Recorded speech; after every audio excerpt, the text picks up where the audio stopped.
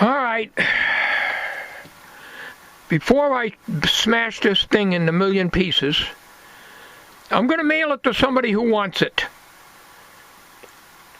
I'm done with it. I made the big mistake of trying to replace an electrolytic under this tuning cap here. It's 100 microfarad at 10 volts. I had 100 microfarad at 100 volts. It's physically the same exact size, except it's an axle lead that was in there. I spent an hour and a half on this. I'm surprised it didn't blow my fuses. This thing is going out. It's going in the dumper. I'm going to mail it to somebody. I want them to keep it. I do not want this back. I'm sorry to be aggravated. I should have never touched it. The video that you just got through seeing was a checkout of the radio. I got it out. It's quite difficult, but I got it out. This is all metal here. I got this out. The pointer snaps into place on this little red thing here. Right onto this little clip here. So we just stick a little small screwdriver in and pop it right out. So it really wasn't all that hard to get out once I found out how it comes out. I replaced a bunch of electrolytics in here already. I replaced this one, and this one here, and one here. There was one tucked up under here. The negative goes here. The positive goes in a hole down there. I was working on this for an hour and a half, and I am not exaggerating. Before I trash this thing, and I mean trash it, bust it up in 1,000 pieces, I'd rather have somebody have it.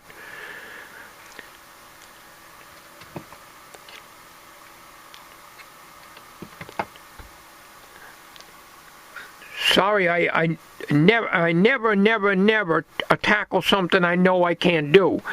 As I said, it wasn't too bad with the circuit board the size that it is. But I should know that when anything's tucked under something, and I'm not removing this, and it's impossible. I clipped the lead back here. Whoever gets this, if they want it, otherwise I'm just going to scrap it. I'll just throw it in the trash. There's a wire right here. No, there was a wire here. I'm sorry. It came out. I had clipped the old capacitor,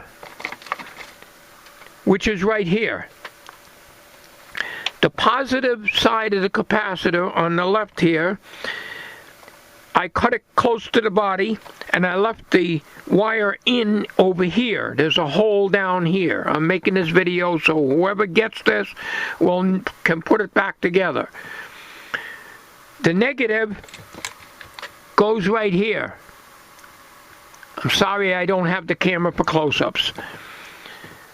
Alright, so this is the capacitor, and this is the 100, this is the 10 volt, 100 volt, 100 microfarad, 10 volt electrolytic. This is 100 microfarad, 100 volt. I still couldn't get it in. There's two more here that I'm not going to touch. I'm done with this radio anyways. I'm going to just stick it back together. I'm not even going to put it together. I'm aggravated with this thing. I clipped these leads off of here. Okay. I'm just going to throw it all loose. I'll pack it up in some material so it doesn't bang around. I've got the screws here. Scotch tape to some paper here. It's all going to be a basket case, whoever wants it. No cost for shipping. I'm paying for it. I'm a failure at this stuff. I should know this. I'm sorry for the rant, but you know, as I said on the other video, I am not having somebody else do my work for me. If I can't do it, I should not be in this hobby. Okay, so that's the story there. I'm going through all the electrolytics. So if by some miracle you can get it in there, fine. And the reason I have 100 volt in there is I don't have a 16 volt. The original one is 10. I don't have an electrolytic smaller than this. I don't need a 100 volt electrolytic, but I don't have anything else. I spent a lot of time looking through all my electrolytics here, and I don't have anything under 100 volts, 100 microfarad. So that's it. The case is over here. There was a little, that area I had glued. See these 4 tabs on here? Okay, there's some tiny screws. This is for whoever gets it. If they want, if anybody gets it at all. The top screws are a little smaller than the bottom screws. Okay, make a note of this, whoever gets this radio, because I'm not going to put any notes in this thing. I'm going to just drop it all in a box and ship it out. Okay, the top screws are smaller. So, all right, this is the top of the radio. So the part where the dial is, the smaller screws go in here, and a little bit larger screws go in here. As you're looking at it, you can see the places where the screws go. There's one right there, one right there, another one to the above that stud there coming out, and one over here. So it fits like this. This slides in, and then you put your screws in. They're very close, but if you magnetize your small Phillips screwdriver, I think it's a number 1 screwdriver is what you'll need. That's it. With all this going on, I'm going to throw this video together.